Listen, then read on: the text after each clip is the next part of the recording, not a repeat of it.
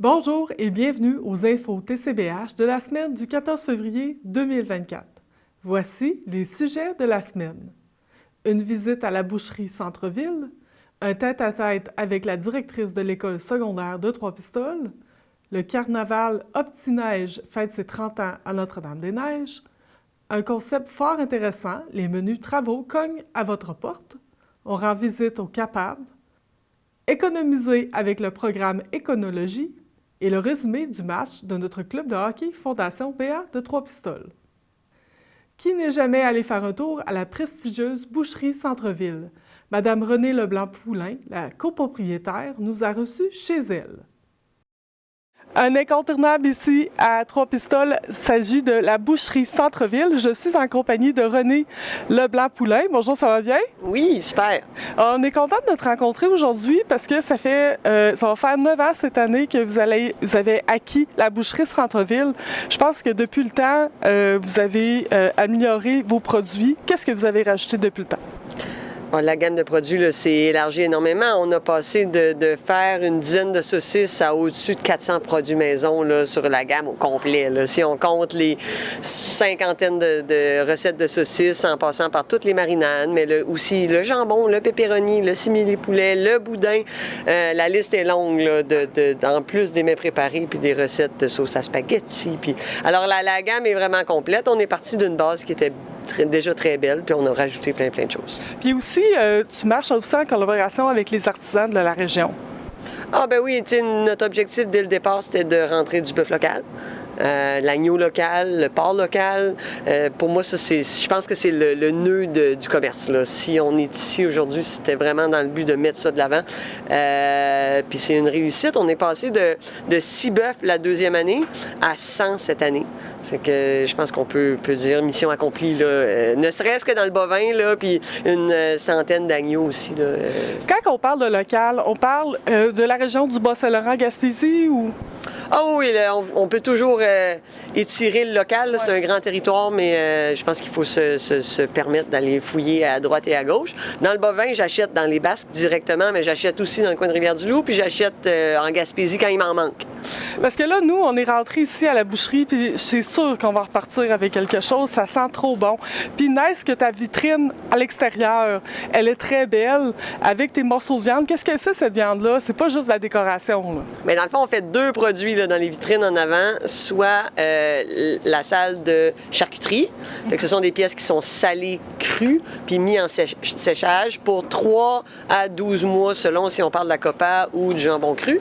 Puis de l'autre côté, on a une salle qui est vraiment très, très froide, qu'on appelle la salle de maturation ou de vieillissement. Puis là, on met les sécos de bœuf. Alors, les carrés de bœuf qui sont prêts au vieillissement, on va aller de 21 à 100 jours là, selon ce qu'on a à offrir. Bon, pour ce qui est de ta boucherie, je pense que tu fais pas ça tout seul, hein? Tu as une belle équipe derrière toi. Mais oui, on est rendu 8 temps plein à l'année.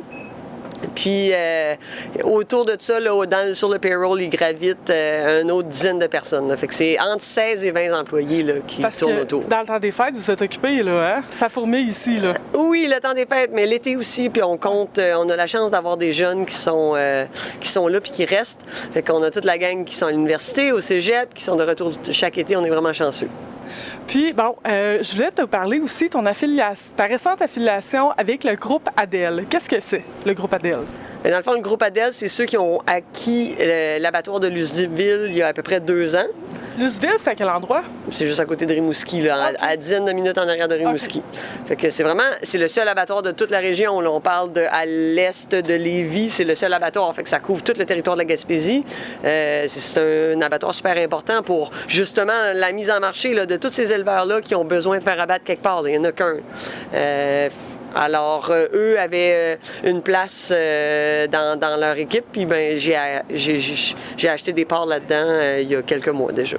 Donc, on parle de toutes sortes de viandes, là. Le bœuf, le cochon. Oui, c'est un abattoir multi-espèces, puis ils font la découpe sur place. Fait qu'on va avoir tout sauf le poulet puis la viande chevaline, par exemple. Fait qu'on a du bison, du sanglier, mais surtout l'agneau, le bœuf et le porc.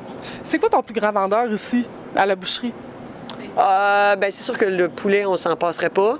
Malheureusement, il n'y a pas de ferme de poulet dans le coin. Fait que spontanément, je vais dire le bœuf. Le bœuf? Ouais. Puis avec le groupe Adèle, bon, c'est un abattoir, on peut dire c'est vraiment 100% local, mais là, pour l'instant, toi, tu fais-tu affaire directement avec les fermes, les fermiers, ou c'est directement avec l'abattoir? Non, vraiment, l'abattoir, il offre le forfait d'abattage. OK. Alors, moi, j'achète moi-même les animaux. Ils font juste passer par là. C'est un passage obligatoire, puis eux offrent le service d'abattage. Ils font la découpe sur place aussi, mais moi, je choisis de rentrer ma découpe ici, puis de la faire dans la salle de découpe. Puis aussi, tu vas t'occuper un peu de la gestion du groupe Adèle. Dans le fond, mon rôle, c'est vraiment de venir conseiller au niveau de la découpe. Fait qu'ils ont déjà une équipe de gestion vraiment solide en place. Moi, je viens juste m'accoter avec eux autres, puis ramasser le côté que j'aime le plus, là, qui est l'amélioration de la qualité de la découpe, puis de comprendre comment bien valoriser la viande. On parle d'amélioration. Tu en as fait beaucoup d'améliorations ici à la boucherie. Quelles sont les prochaines à venir ou ceux-là qu'on ne connaît pas encore? L'objectif, je pense, c'est de garder la boucherie comme elle est, puis de garder la qualité à un haut niveau.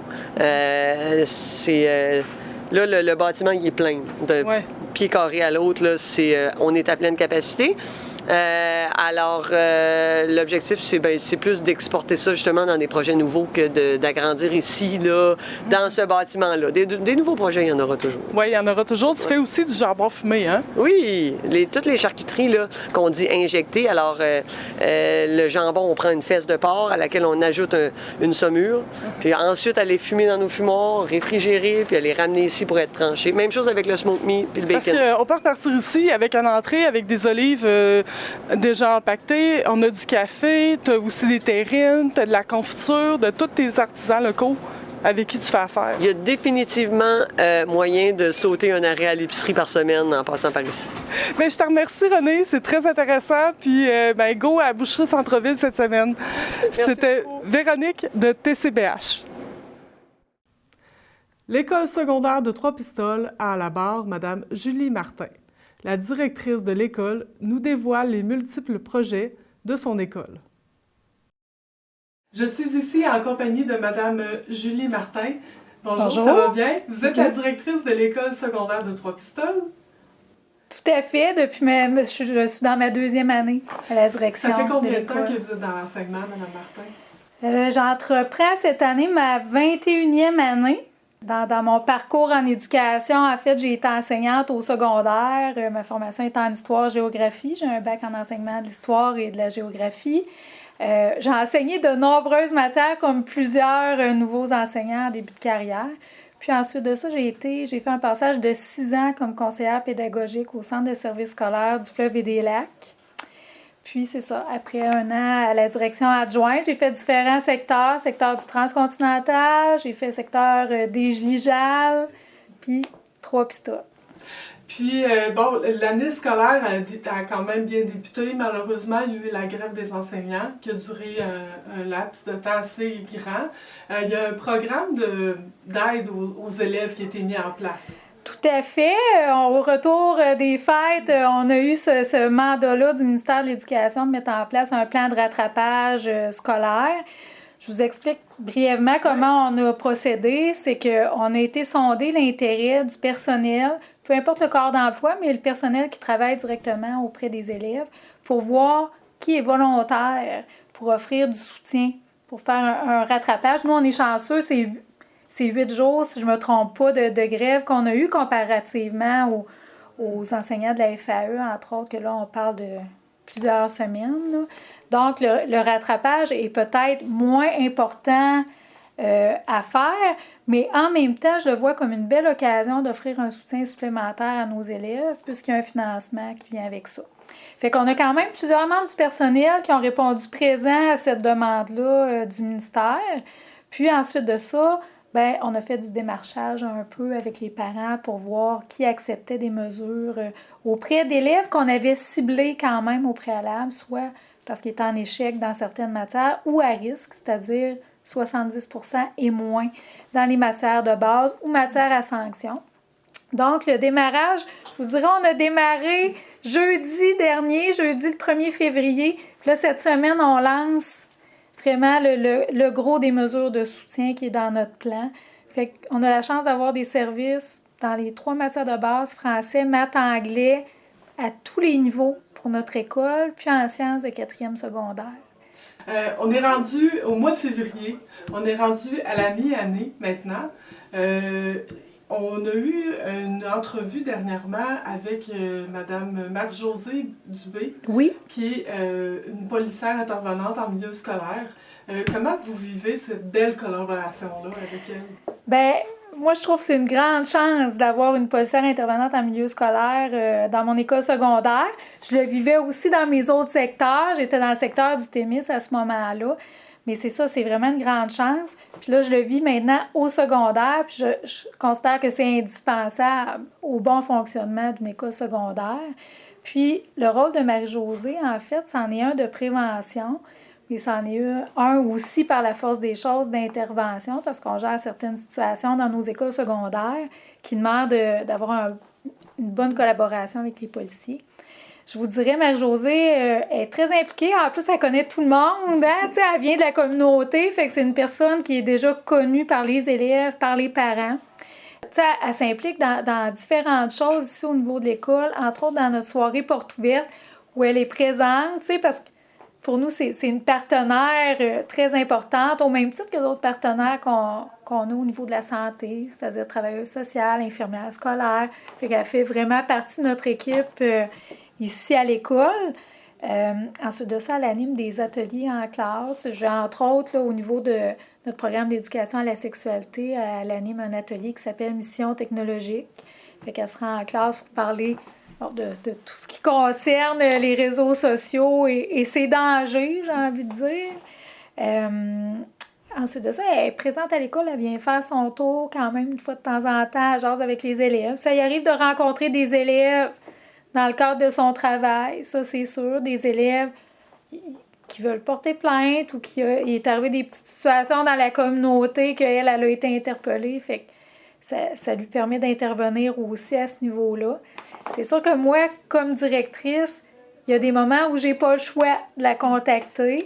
Je vous donne l'exemple, c'est pas une grande problématique dans notre école, mais je vous cache pas que ça peut arriver. On est une école secondaire, fait que dans le cas de possession de drogue, par exemple, ou je dirais le vapotage, on l'interpelle aussi parce qu'on est soumis à la loi sur le tabac ici à l'école. Fait que quelqu'un qui fume sur le terrain de l'école, à l'intérieur de l'école, bien, c'est sûr qu'on va référer à Marie-Josée, là. Par rapport aux lois, j'aimerais avoir votre opinion sur l'interdiction du cellulaire. Est-ce que ce n'était pas déjà le cas avant que le premier ministre mette une loi là-dessus dans les écoles? Nous, on est chanceux parce qu'on avait un article dans notre code de vie qui balisait déjà l'utilisation du cellulaire. Puis je suis honnête avec vous, c'était pas parfait. Tu sais, c'est sûr qu'on gérait des petites choses, mais vraiment, on était chanceux. Les jeunes collaborent super bien, sauf que là, la directive, c'est vraiment pour l'ensemble du Québec. Puis je suis consciente qu'il y a des écoles secondaires au Québec qui n'avaient pas nécessairement de règles par rapport à l'utilisation du cellulaire, puis pour qui la gestion était vraiment problématique. Là, j'ai un suppléant en tête qui est venu faire un remplacement ici, puis il me disait que dans des écoles à l'extérieur de notre centre de service, il a géré des situations où les élèves textaient pendant les cours. Puis, fait que ça, c'est pas évident, c'est sûr. Mais nous, je peux pas dire que c'était vraiment une grande problématique. C'est juste venu recadrer un petit peu plus, tu sais. On a amené des directives aux élèves par rapport à « il se passe quoi si tu respectes pas la règle ». Tu sais, on est venu baliser encore un peu plus. Mais je dois dire que ça fonctionne quand même bien ici à ce niveau-là. Puis là, prochainement, on va avoir de la belle visite de la Colombie-Britannique. Oui. Plusieurs personnes à Trois-Pistoles et dans le secteur en ont entendu parler, mais on vit un échange linguistique cette année. C'est qu'on a 21 élèves de secondaire 4 qui participent à l'échange linguistique avec un groupe qui vient de Nelson, en Colombie-Britannique. Et puis là, on a la chance cette semaine de les accueillir, en fait, ce mercredi, le 7 février. Les élèves, en tout cas, les jumeaux de nos élèves qui participent à l'échange vont arriver en après-midi. Puis là, ils vont vivre une semaine d'activités ensemble. C'est quand même une semaine bien remplie. Petite visite à Québec, Valcartier, Carnaval, des activités aux alentours aussi. Mais c'est ça c'est l'événement cette semaine, là, je vous dirais. Là. Puis ensuite, dans la semaine de relâche, les élèves vont quitter pour aller passer une semaine, eux aussi, à Nelson, rencontrer leurs jumeaux, dans leur ville d'origine. C'est une très belle expérience pour les jeunes. Oui, puis on a des jeunes de secondaire 4 vraiment engagés puis allumés par le projet. C'est beau de les voir. Il va y avoir aussi, cette semaine, on ne peut pas passer à côté de la semaine des enseignants. Tout à fait. Cette semaine, c'est la semaine, dans le fond, des enseignantes et des enseignants. Alors, ce que je peux dire, c'est que moi, je suis vraiment fière de travailler auprès d'une équipe aussi extraordinaire que celle de l'École secondaire de Trois-Pistoles. Je trouve qu'on a une équipe vraiment engagée, passionnée, qui a à cœur de soutenir les élèves dans leurs apprentissages. Puis les gens ici répondent toujours présents là, quand c'est le temps de donner un petit coup de pouce à un élève. Ou... C'est ça, tu sais, je tiens à leur dire merci. Puis je leur dis quand même que je les apprécie beaucoup, j'apprécie leur travail. Là, c'est vraiment une fierté pour moi de travailler avec une équipe comme celle-là, mais c'est ça, dans le cadre de la semaine. Je tiens à leur dire merci et j'invite tout le monde à remercier les enseignants pour leur travail, parce que c'est un travail qui est important. Il va y avoir aussi la semaine de la persévérance qui s'en vient. Oui, la semaine prochaine, en fait, c'est la semaine de la persévérance scolaire. Là, je ne veux pas vous énoncer tout ce qui va se faire parce qu'il y a une petite programmation d'activités qui va être proposée. Mais c'est ça, il y a certaines activités qui vont être vécues ici à l'école, entre autres dans le cadre de cette semaine-là avec les élèves. Des activités toutes simples, mais pour mettre en valeur puis mettre l'emphase sur la persévérance. Puis, il va y avoir la rénovation du local du Dorsaire.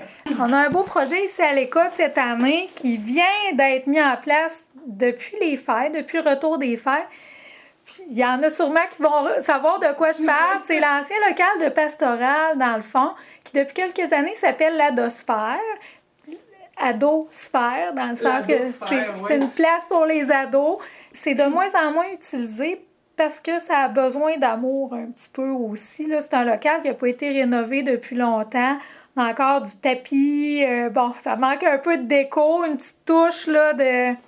Mais on va en faire un endroit calme pour les élèves. En même temps, on a bien des idées, puis on sollicite les élèves là-dessus. Il va y avoir un sondage du conseil d'établissement auprès des élèves, d'ailleurs, pour essayer de voir c'est quoi leurs besoins par rapport à ce nouveau local-là. Mais c'est tout nouveau, je vous dirais. On est en démarchage pour du financement, des soumissions. On est vraiment là-dedans. Puis l'objectif, c'est d'inaugurer à la rentrée scolaire avec les élèves à l'automne ce nouveau local-là, qui va être leur local, qu'on veut à leur couleur. Parce que les jeunes de l'école vont s'impliquer pour le rénover. Bien, dans le fond, au niveau des idées, c'est sûr qu'ils ne mettront pas nécessairement la main à la pâte en tant que tel. La peinture. Mais c'est ça. Ça, c'est autre chose. Mais en fait, on veut vraiment avoir leurs idées puis on veut vraiment se baser sur ce qu'ils vont nous dire pour améliorer le local, pour que ça réponde vraiment à leurs besoins. On veut que ça soit leur place, pas la place des adultes, là. On veut que ça soit leur place à leur couleur, que ça leur ressemble, puis qu'ils aient le goût d'y aller surtout. C'est vraiment notre objectif premier, donner le goût aux élèves de fréquenter un local comme ça qui est fait pour eux.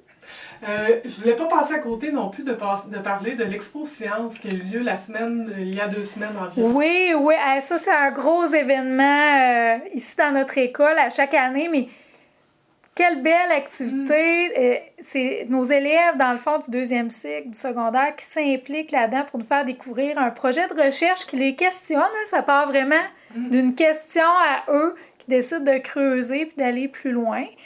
En même temps, c'est sûr que c'est aussi un concours. On veut pas. Il y a des kiosques, il y a des juges qui viennent évaluer les kiosques. C'est toute une organisation. Je veux pas dire des choses qui sont pas vraies, mais ce que j'ai cru comprendre, c'est qu'on avait atteint 750 personnes cette année comme visiteurs, incluant les élèves de l'école, bien sûr, élèves du primaire, des environs, les gens de la communauté, aussi en soirée. Fait que c'est vraiment un succès. C'est une grosse organisation. Puis, je tiens à souligner le travail remarquable de l'équipe qui organise l'Expo Science. Ça, c'est nos enseignants de sciences, en fait, du 2e cycle. On a Mme Joanne Damour, M. Yannick Sirois, M. William Dubé. Et un petit nouveau cette année, M.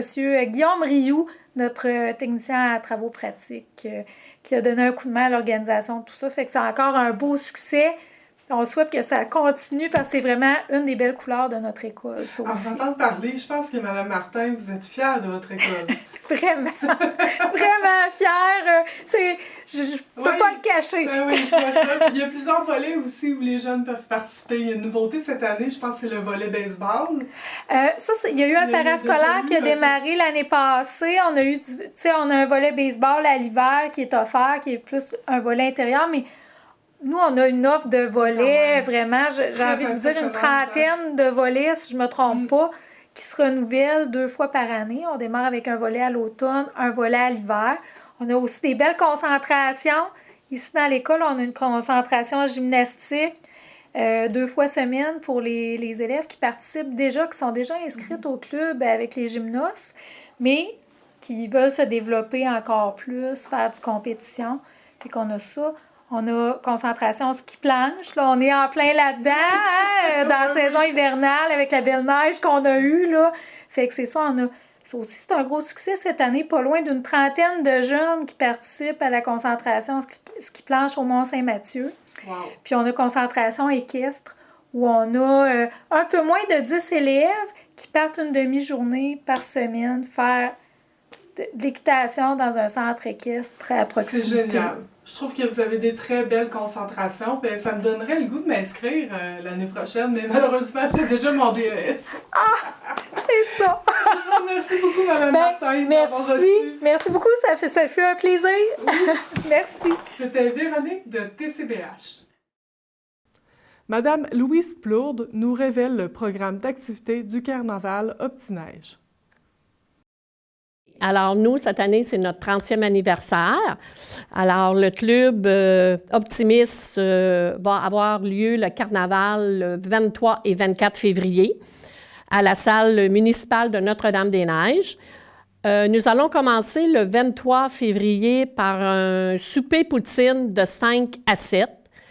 Ensuite, de 7h à 10h, nous allons avoir les chanteurs masqués. Ça comprend la projection de chanteurs et danseurs masqués que les gens dans la salle vont découvrir. Alors, ensuite, il va y avoir une vidéo de nos 30 dernières années du carnaval. Et ça sera suivi aussi de la musique et l'animation de Fred Dubé. Ensuite, le lendemain, le 24, aura lieu de 11h à 1h. Le dîner soupe aux légumes avec hot dog. Ensuite, il va y avoir un concours de le plus gros mangeur d'hot dog. Alors, l'inscription est de 10 $. Il va y avoir une bourse aux gagnants. Ensuite, toute l'après-midi, c'est pour les enfants. Il va y avoir la fée Binette qui va maquiller les enfants. Il va y avoir la mascotte de la fromagerie des Basques. Il va y avoir des promenades en carriole. Il va y avoir, les gens vont faire des bonhommes de neige, les enfants. Il va y avoir des glissades, il va y avoir la cabane à sucre, il va y avoir le patinage et beaucoup d'autres choses aussi. Ensuite, à 6h, ça va être notre souper. Le mot de bienvenue de M. Michael Rioux, notre président. Notre souper va être des mets chinois cette année. Et le coût du souper, pour les adultes 18 ans et plus, 30 $. Les ados de 13 à 17 ans, 15 $. Les enfants de 6 à 12 ans, 10 $. Et les enfants de 1 an à 5 ans, 2 $. Et vous pouvez avoir vos cartes pour le souper auprès du comité. Les quantités sont limitées. Les premiers arrivés, les premiers servis, c'est sûr. Alors, il y a les gens du comité qui vont vendre. Il y a Jeannette, il y a Nancy, il y a Michael, il y a Luc et moi-même. Et ça va se terminer par une belle soirée avec les vieux copains de Trois-Pistoles. Alors, pour terminer, je voudrais dire un gros merci à nos généreux commanditaires, que sans eux, on ne pourrait pas faire cette belle activité. Et aussi, je voudrais remercier tous les bénévoles qui viennent nous aider pour le Club Optimiste, pour permettre aux enfants d'avoir cette belle activité durant l'année 2024. Alors, merci beaucoup. Vous avez besoin de faire des travaux? Un programme innovateur est là pour une clientèle cible. Je commence avec ma petite mise en contexte. En 2021, les membres du comité Menus travaux du chantier habitation de l'Alliance des Basques étaient à la recherche d'initiatives et de projets pouvant aider au maintien à domicile. Le laboratoire d'innovation en santé des aînés de la Fondation Âge étant un des partenaires, a accepté de confier un contrat à Mme Madone Denis, ex-travailleuse de milieu pour les aînés. Il faut que je précise que ça fait longtemps que dans les Basques, on est conscient qu'il y a des besoins. Les aînés l'ont dit haut et fort, si vous voulez qu'on reste à domicile longtemps, il faut vraiment que l'offre de service soit au rendez-vous. Vous allez constater qu'on a fait du chemin depuis 2021. Le travail s'est concrétisé par une recherche-action des menus travaux pour bien vieillir chez soi, qu'on a le plaisir de vous présenter aujourd'hui. Sans plus tarder, je vais demander à Valérie Boulanger, agente de projet pour les menus travaux au Centre d'action bénévole, de nous présenter un des volets. Bonjour tout le monde. Le Centre d'action bénévole des Basques est la porte d'entrée pour ce nouveau service. Les menus travaux sont des tâches que les aînés doivent exécuter à l'occasion pour garder leur domicile et leur environnement fonctionnel, sécuritaire au fil des années, comme des réparations, des retouches, ou de l'entretien usuel intérieur ou extérieur, simple et de petite envergure. Alors, le service de menus travaux est offert gratuitement par le Centre d'action bénévole par des bénévoles dévoués ayant à cœur le bien-être des personnes âgées. Les bénévoles exécutent des travaux selon leurs compétences et par la suite, la couverte construction communautaire vient compléter l'offre de service. Marie-Christine va vous présenter le deuxième volet. Marie-Christine Thériault, coordonnatrice des menus travaux à la couverte construction communautaire. Bonjour. En fin de compte, moi, je vais vous parler un peu plus de la couverte construction parce que c'est pas un service, une entreprise qui est beaucoup connue encore. Donc, la couverte construction communautaire est une coopérative de solidarité à but non lucratif fondée en 2021, dont la mission est de démocratiser la construction. En s'interdisant des ristournes, la couverte souhaite plutôt investir dans son développement à long terme à travers 3 volets qui leur tiennent à cœur: communauté, écologie et patrimoine bâti. Avec le CAB des Basques, qui a une grande expertise dans le secteur communautaire et un grand réseau de recrutement de bénévoles, nous avons développé un service de proximité lié à l'entretien du domicile des personnes aînées qui passe par la rénovation mineure. J'inviterai maintenant Mme Hirondelle Varazzi-Zabo, agente de recherche et de développement au collectif régional de développement du Bas-Saint-Laurent, à nous parler de la recherche-action. Donc, la recherche qu'elle mène dans le projet, en collaboration avec le comité de pilotage qui participe aussi, va permettre de répondre à la question suivante: comment améliorer l'accès aux services de menus travaux pour les personnes aînées qui vivent en milieu rural, donc plus spécifiquement dans les Basques. La contribution de la recherche a 3 objectifs qui va permettre de mettre en place le meilleur service possible et de partager aussi toutes les connaissances qui vont être développées pour que d'autres MRC du Bas-Saint-Laurent puissent le mettre en place et même d'autres régions du Québec. Donc, ça va rayonner.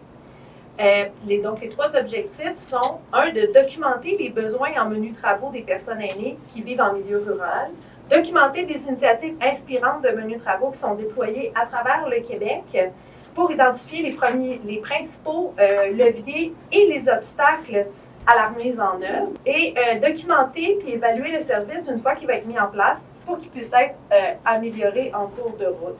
Pour le dessert, on a gardé un beau témoignage de M. Baudouin-Gagnon, qui est expert de vécu. C'est un citoyen de Saint-Simon-de-Rimouski. Je suis tout près de mes 80 ans comme Carmen. Moi aussi. Dans mes 2 oreilles, j'ai pas ça. J'ai 55 ans avec un TDAH. Entre mes 2 oreilles, j'ai 55 ans. Je ne veux pas déranger. Mon corps se déglingue. Il ne faut pas que ça paraisse que mon corps déglingue. Ça marche. Il ne faut pas que ça paraisse. Je fais du tourisme médical. maudite vieillesse. C'est honteux de demander de l'aide. Si on ne veut pas déranger pour des menus travaux, jamais nous le ferons pour les plus gros. Et seconde par seconde, on entre dans l'isolement. L'isolement débute comme ça. Je ne veux pas trop demander, parce qu'on va peut-être vouloir me placer, mais ça va être difficile avec un TDAH. Je ne connais pas la moitié de Saint-Simon. Maudite vieillesse. Même les voisins, je ne veux pas les déranger. Je vous remercie, le club, les Girl Club, des menus travaux. J'ai compris l'isolement. C'est néfaste. J'ai rien demandé jusqu'à 77 ans, moi. Les menus travaux, c'est un début de pouvoir bien vivre chez soi le plus longtemps possible. Mais pour que le projet fonctionne, il faut que les aînés mettent leur orgueil de côté. C'est difficile de demander de l'aide et plus facile de donner que de recevoir. Et comment nous amener ce service? La porte d'entrée, 88 851 40 68.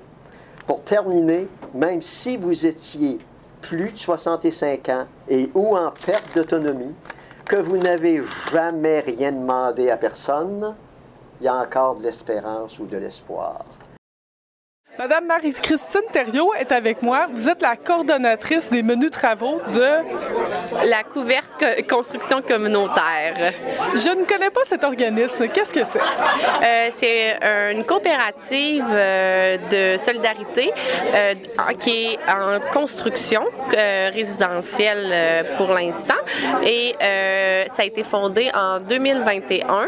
Et nous, on est sur une structure de membres utilisateurs, membres travailleurs qui sont membres et membres qu'on appelle de soutien, qui sont membres de la couverte et qui paient leur part sociale. C'est comme ça qu'on fonctionne là, pour la structure de l'entreprise.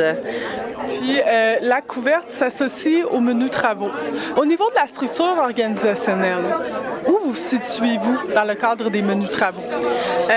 Nous, on marche avec une structure organisationnelle très linéaire. Donc, on a Catherine qui est coordonnatrice générale et après ça, il y a moi qui m'occupe plus du secteur des menus travaux.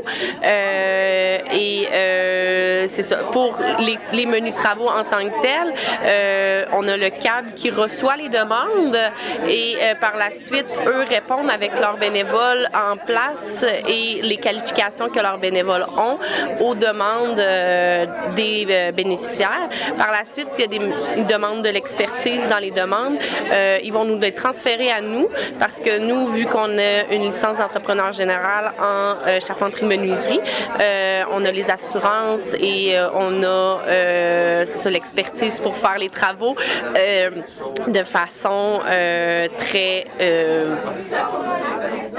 légale et bien fait. Au niveau de la couverte, c'est une entreprise de construction communautaire. Qu'est-ce que vous faites d'autre comme travaux? De quelle façon vous fonctionnez? Nous, on fait des travaux, toutes sortes de travaux, comme un entrepreneur général régulier. C'est vraiment notre structure organisationnelle qui est différente, mais on fait de la rénovation résidentielle, comme refaire des salles de bain, refaire des planchers, changer des revêtements intérieurs, extérieurs. On fait beaucoup ça, puis nous, on essaie d'aller chercher des matériaux qui sont plus écologiques au niveau de l'isolation, des matériaux extérieurs. Récemment, on a fait un extérieur de bardeaux de cèdre. On isole avec des matériaux qui sont plus écologiques. C'est vraiment un peu plus qu'on essaie d'aller chercher quand on fait des travaux. Au niveau des menus travaux, vous vous associez avec des bénévoles directement? Nous, c'est vraiment nos charpentiers menuisiers qui y vont. Les bénévoles, c'est vraiment le CAB qui s'occupe de les recruter et de les envoyer sur les chantiers.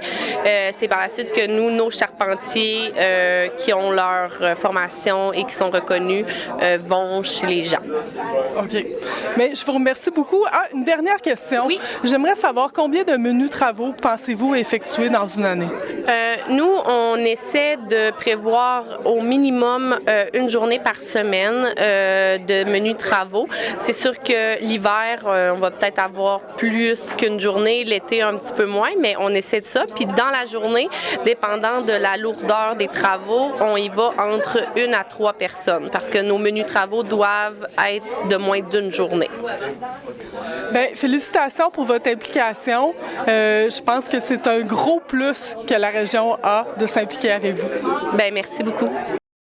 Madame Carmen Nicole. Oui. Ça va bien? Ça va très bien. Oui. Vous avez été utilisatrice des menus travaux. Quelle sorte de travaux avez-vous eu à la maison? Dans un premier temps, c'est comme j'ai déjà parlé, c'est que je voulais savoir quels étaient les travaux que j'avais droit. Et j'ai demandé quelqu'un, ils sont venus, j'avais déjà préparé ma liste et une rampe d'escalier, des aimants à placer comme il faut pour que les portes ferment bien. J'ai même fait nettoyer mon sortie de sécheuse, entre autres choses. Là. Les autres, c'est des pécadilles, là, mais... Mais c'est quand même des travaux que vous aviez eu besoin à moindre coût qui sont venus faire à la maison. Oui, oui. Puis, comment a été votre expérience? La première étape, qu'est-ce que vous avez dû à faire? Bien, moi, c'était parfait. C'était parfait. Je suivais dans la maison. J'allais voir ce qui se faisait. Puis, même si j'avais l'opportunité de l'aider, s'il vous plaît, je le faisais. C'était mon plaisir. Il faut en profiter, hein? Un homme à la maison? Oui! Absolument. Puis, est-ce que vous recommandez aux personnes... Ah oui, facilement. Puis, je suis rendue là. Puis, ça va faire 24 ans que je suis seule dans cette grande maison-là. C'est absolument, pour moi, essentiel de voir qu'est-ce que je peux. Puis là, je suis en train de me poser la question, quels travaux que j'aurais encore à faire? Mais ça serait simplement de m'aider ou d'être plus agile. Mais encore là, tu vois que je suis en pleine forme. Tant mieux pour moi. À l'aube de vos 80 ans, on peut le dire. Hein? Oui, je vais avoir 80 au mois de juin. Bien, madame, on encourage les personnes âgées à venir faire affaire avec les menus travaux sans hésiter. Hein? Ah oui, absolument. Je vous remercie beaucoup, madame Carmen Nicole, d'avoir été avec nous. C'est moi qui t'ai partagé votre expérience. Plaisir. Monsieur Didier-Gagné, ça va bien? Oui, très bien. Merci. Donc, vous êtes bénévole dans le cadre des menus travaux. Qu'est-ce qui vous a amené à devenir bénévole? Qu'est-ce qui m'a amené? C'est surtout pour moi, personnellement, de rester actif dans le domaine. Parce que je suis un petit gars de Trois-Pistoles qui revient à ses racines. J'ai travaillé à l'extérieur et je reviens. Mais en revenant, je reviens à la retraite et je voulais rester actif. Ça, c'était la priorité. Sauf que je ne m'attendais pas à faire du bénévolat. C'est un concours de circonstances qui a fait en sorte que je me suis retrouvé chez Action bénévole et à buriner des outils éventuellement pour les menus travaux, mais je ne savais pas qu'est-ce que ça allait m'apporter à moi parce que, je vais vous avouer, j'ai jamais fait de bénévolat sauf dans le domaine du sport, comme aux Jeux du Québec et aux Jeux de l'Est du Québec. Donc à ce moment-là, c'était plus avec des jeunes. Maintenant, c'est avec mes personnes âgées. C'est ça qui est... J'ai trouvé ça particulièrement satisfaisant. À date, j'ai une personne que je fais aller faire des travaux chez elle. Et quand on en ressort à la fin de la tâche qu'on avait à faire, on voit la satisfaction dans les yeux de la personne. C'est gratifiant. J'ai remarqué que vous avez dit « mes personnes âgées ». Oui. Je pense que vous créez un petit attachement parce que la personne âgée doit appeler au centre d'action bénévole pour avoir recours au service. Exact. Il y a quelqu'un qui vient chez elle comme bénévole. Je pense que la personne, elle prend un attachement. La personne qui vient, entre autres moi, est totalement inconnue de la personne qui a fait la demande de service. À partir de là, il faut y avoir aussi un contact rassurant. Je peux pas rentrer avec mes grosses bottes, là, puis tassez-vous madame, tassez-vous monsieur, puis je fais ça et je repars. Ça prend aussi une relation. C'est important d'avoir cette relation-là. Il faut créer une relation de confiance, absolument. C'est pour ça que, quand même, le côté bénévolat, regardez, on a fait faire les antécédents judiciaires, tu sais, je suis totalement légal, j'arrive du domaine de l'éducation de Québec, j'ai enseigné 23 ans dans le domaine de l'éducation à Québec en carrosserie, et ce côté-là, relation directe avec les personnes âgées, me remet un peu à un souvenir d'enfance, parce que ma mère, on habitait à 24 Rois, et ma mère avait une très grosse maison, et elle gardait des personnes âgées. On avait 6 personnes âgées à la maison avec les enfants. Ça fait que ça faisait une belle chimie d'échange et de service. Ça fait que c'est pas la première fois que j'aborde des personnes âgées, puis c'est vraiment le fun. C'est agréable. C'est de voir la satisfaction dans leur visage. Là. C'est vraiment le fun. Mais je pense que s'il y a des gens qui veulent s'impliquer comme bénévoles, vous avez eu un beau commentaire de M. Didier-Gagné, puis je pense qu'on invite les gens à devenir bénévoles. Absolument, absolument. Puis tu n'as pas besoin d'être un entrepreneur pour être bénévole. Là. Comme on a vu tout à l'heure l'attaché de presse qui disait que moi, les menus travaux, j'en fais pas. Ben, ça peut être aussi... Il n'y a pas de honte à faire avec quelqu'un pour faire ne serait-ce que changer une ampoule. N'oubliez pas que la fameuse ampoule, si elle n'est pas capable de la changer, elle va s'habituer tranquillement. C'est dangereux. Une rampe d'escalier qui est juste lousse, ben, elle va continuer à lousser, puis c'est dangereux. Fait que rendre le côté sécuritaire de l'endroit où la personne habite, c'est primordial. Bien, merci beaucoup, M. Didier-Gagné. Puis je pense que vous ne serez pas à votre dernier menu de travaux, hein? Non, j'ai hâte que ça commence en grande. Si on peut. Plusieurs menus de travaux vont être actifs en 2024, c'est ce que je vous souhaite. Bon, ben parfait. Merci beaucoup. C'était Véronique à la TCBH. Connaissez-vous le CAPAB? Un mot du directeur, un témoignage d'une bénévole et la chargée de projet en communication. Alors, vous saurez maintenant ce que c'est le CAPAB. Nous sommes ici au CAPAB, au Centre d'accueil des proches aidants des Basques, avec le directeur général Guillaume Côté-Philbert. Ça va bien? Oui, merci. Alors, qu'est-ce que le CAPAB? Le Centre d'aide aux proches aidants des Basques existe depuis 2011. Donc, ça a vraiment émergé du milieu pour mettre en place un réseau d'entraide puis de services pour les personnes proches aidantes. Donc, ceux qui s'occupent d'une personne malade ou âgée, donc différentes problématiques de santé physique ou mentale. Et au fil des années, on a vraiment bâti une équipe de travail. On est maintenant 11 employés. Avec différents services du soutien individuel, des groupes d'entraide, du répit à domicile. Donc, on a 6 préposés qui vont à domicile prendre soin de la personne aidée pendant que le proche aidant peut sortir quelques heures pour aller faire des commissions ou aller faire quelque chose pour se ressourcer. On a aussi des groupes d'entraide où les gens peuvent venir échanger, parler avec d'autres qui vivent les mêmes situations. Des fois, ça aide à souffler un peu. À souffler, puis ça voit, bon, je ne suis pas le seul qui trouve ça difficile à aider mon proche. Donc, ils viennent se renforcer les uns des autres. Ça fait vraiment du bien, les groupes d'entraide. Et on a une intervenante qui fait du soutien individuel, donc qui peut rencontrer un proche aidant ici au bureau, à domicile ou par de l'écoute téléphonique, tout simplement. Donc, encore là, tous les services sont gratuits.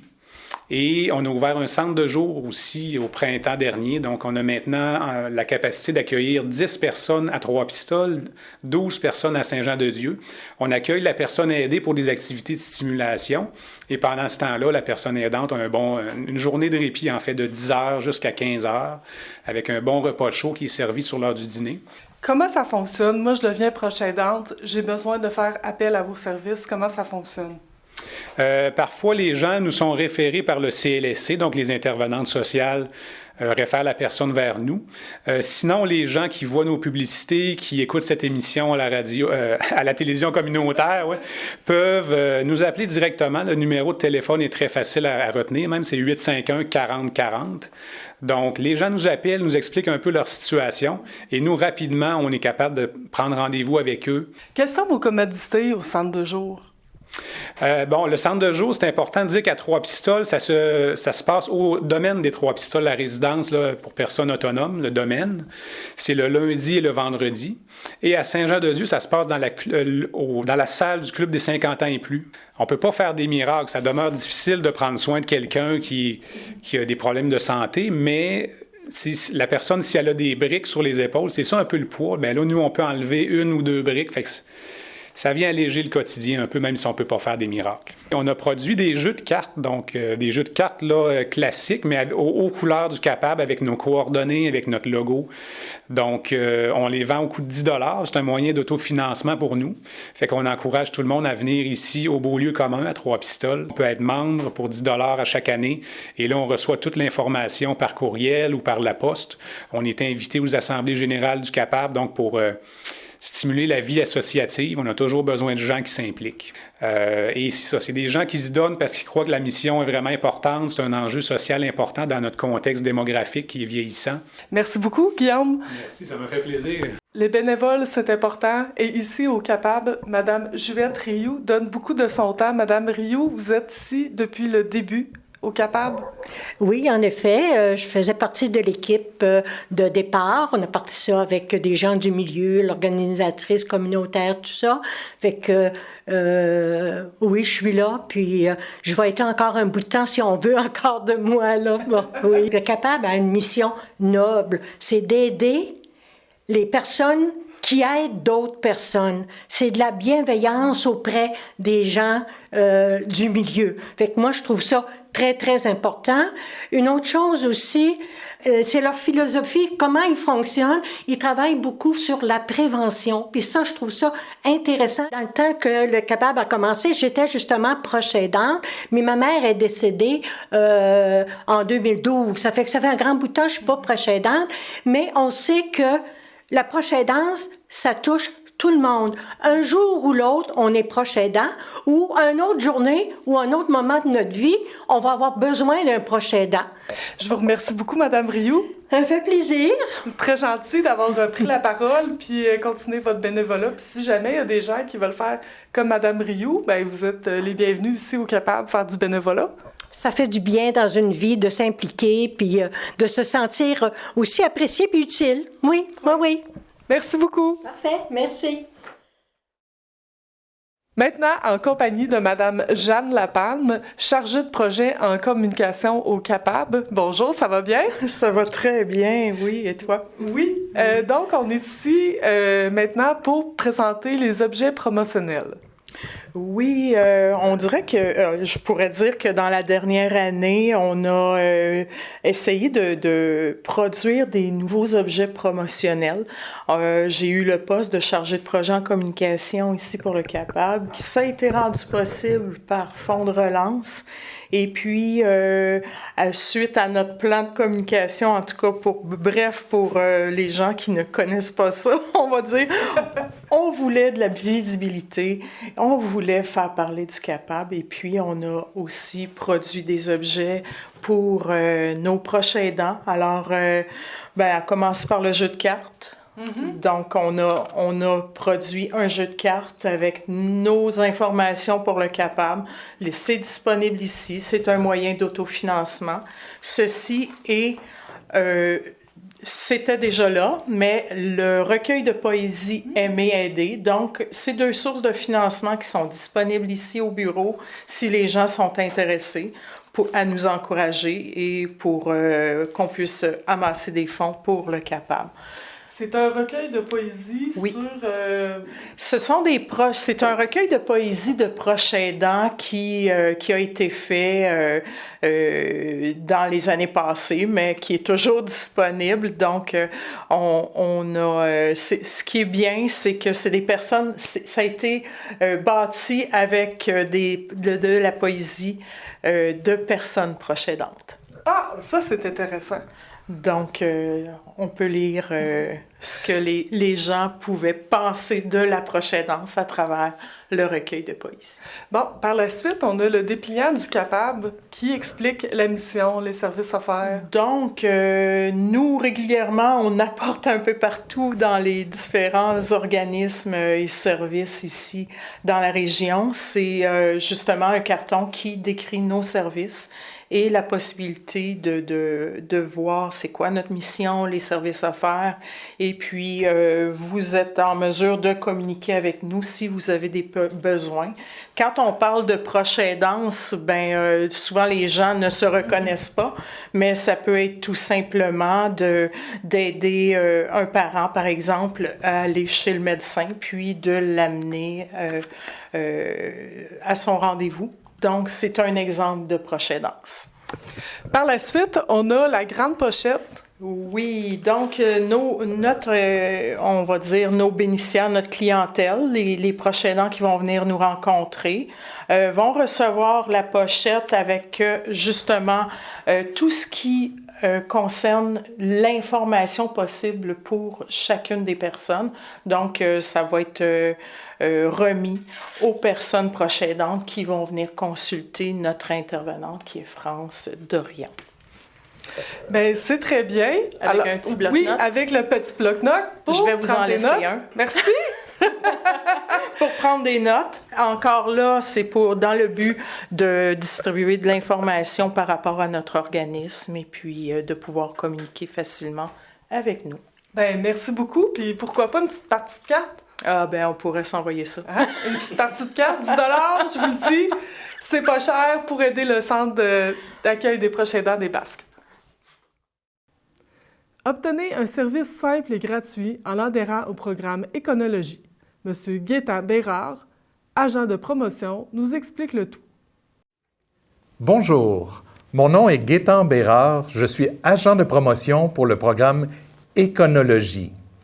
Éconologie, c'est un programme du gouvernement du Québec qui est tout à fait gratuit, qui nous permet de diminuer les frais d'électricité et d'augmenter le confort dans le foyer. C'est le ministère de l'Environnement, de la Transition énergétique, de la Faune et des Parcs qui offre ce programme depuis 1999. En quoi consiste le programme? Nous, aux gens intéressés, nous envoyons un conseiller en efficacité énergétique au domicile de la personne, qu'elle soit propriétaire ou locataire, afin de faire des menus travaux qui nous permettent d'économiser l'énergie. Par exemple, nous révisons les portes pour éventuellement changer le coupe-froid, le contour de la porte, le petit truc en foam que l'on change, celui qui sèche avec le temps. On révise également les fenêtres pour soit mettre du calfeutrage ou appliquer un plastique sur la fenêtre pour empêcher l'air froid d'entrer. Même chose pour les prises de courant sur les murs extérieurs. Un petit feutre est mis pour empêcher l'air froid de rentrer.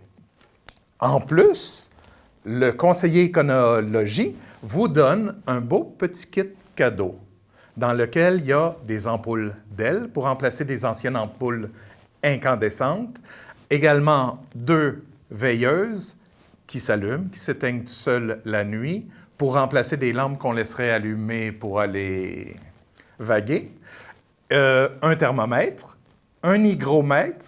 L'hygromètre vous donne le niveau d'humidité dans votre logement, une minuterie, ainsi qu'un petit thermomètre pour mettre au réfrigérateur. En plus, le conseiller vous remet un sablier qui indique 5 minutes lorsque vous prenez votre douche. C'est rapide. On ne va pas vérifier, par contre, si vous le respectez. On peut également changer la pomme de douche pour en mettre une à débit réduit qui économise l'eau, l'eau chaude plus particulièrement. Une douche de 5 minutes économise jusqu'à 16 % d'économie en chauffage par rapport à quelqu'un qui prend un bain. On peut aussi, dans le programme Éconologie, évaluer si vous avez besoin de faire changer le thermostat. On offre la possibilité de changer les vieux thermostats mécaniques par un thermostat électronique qui est beaucoup plus performant et qu'on peut possiblement programmer. Maintenant, dans ce cas-là, on va chercher l'autorisation du propriétaire puisqu'on affecte un peu son logement, mais en règle générale, c'est pour l'améliorer, donc les réticences sont pas grandes, mais pas du tout. Pour ce qui est de tous les autres items que j'ai nommés auparavant, l'autorisation du propriétaire n'est pas nécessaire puisque ce sont des menus travaux que vous pourriez faire vous-même et qui pourraient être enlevés à la fin de la période qui est le 31 mars, la période limite pour s'inscrire. On peut s'inscrire par Internet ou utiliser le numéro de téléphone que vous trouvez sur econologie.ca. Il y a des critères, par contre, c'est au niveau du revenu. Par exemple, une personne seule doit gagner moins de 34 000 pour avoir le droit au service. 2 personnes, y compris un enfant, c'est le revenu total de 68 000 et moins. C'est établi par le ministère de l'Environnement. On peut utiliser Éconologie plusieurs fois. Par contre, si on n'a pas déménagé, on peut avoir droit au service dans 3 ans. Dans 5 ans. Si vous déménagez, c'est aux 3 ans. Et quoi d'autre? Oui, très important, parmi les gens qui participent, on fait un tirage pour vous remercier de 1 000 d'épicerie à la fin du mois. Donc, en tout, c'est 6 tirages de 1 000 pour remercier les gens. En général, ce sont environ... On vise 8 000 foyers cette année et on pense obtenir l'objectif. Le programme est disponible partout au Québec, dans toutes les régions, et vous n'avez qu'à faire appel à nos services. C'est entièrement gratuit, aucun frais.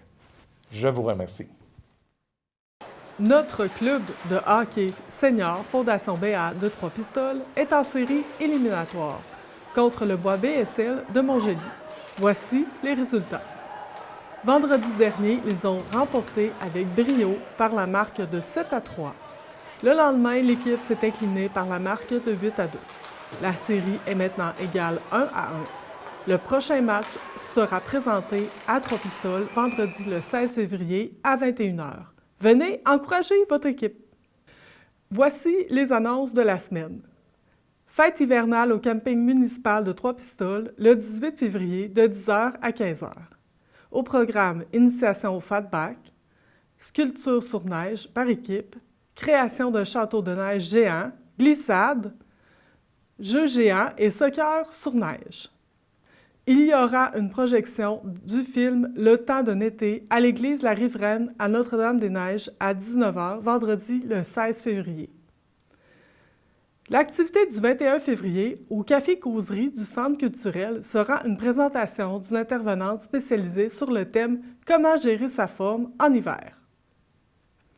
Le Centre d'action bénévole recherche activement des accompagnateurs pour le transport médical.